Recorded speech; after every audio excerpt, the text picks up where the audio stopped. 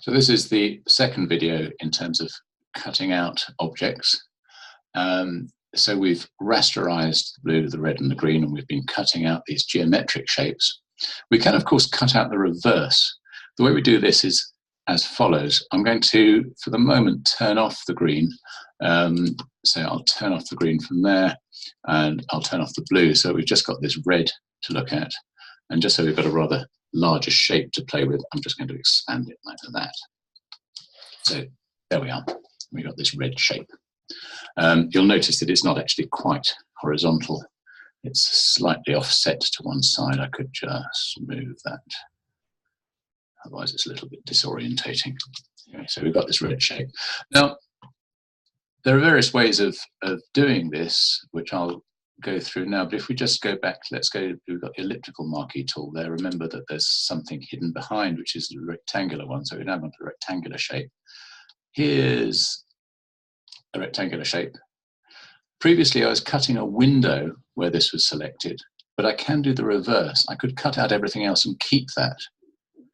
How we do that is go to Select on the top toolbar, click on Select and go to Inverse. If we now cut this shape out, everything else has gone apart from that. I cut it out with Control X. Now, I'll just do exactly the same again. Just for clarity, I'll make this red square bigger, so we've got plenty to play with.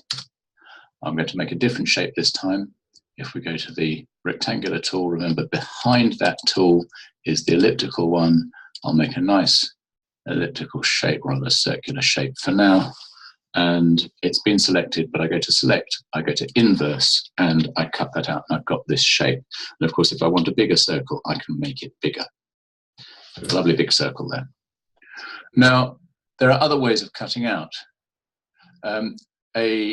Another shape there, you notice we've got a lasso tool and a polygonal lasso tool.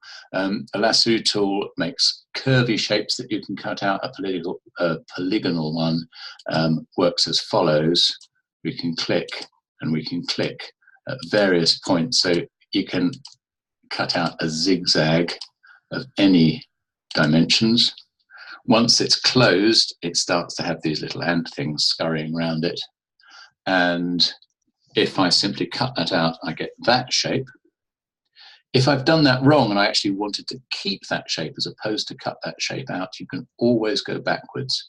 You go to Edit, and you go to either Undo Cut Pixels, which takes you back just to the last thing you've done, or Step Backwards, which means you can go on stepping backwards. That's Step Backwards there. So Undo Cut Pixels, and I'm back to where I was before.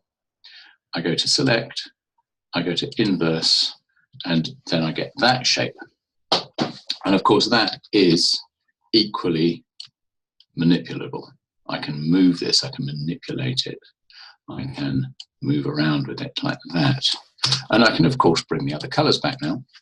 So I've got that. So you can see that if we then want this shape, if we want the red to be on top of the blue,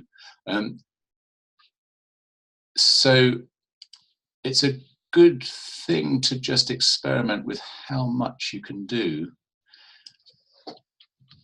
You notice one can go on and on playing with these shapes, and very quickly they build up to something which is really quite dynamic. And you can see that as they move across each other, you produce very different effects simply by lining them up differently, and obviously also by still going back to moving the layers across each other. And seeing the effect that that produces. Don't forget, of course, that we can still play, this is revising a bit, but with the opacity and the opacity sliders, again, producing very different effects. We'll now carry on with exactly these shapes in the next video.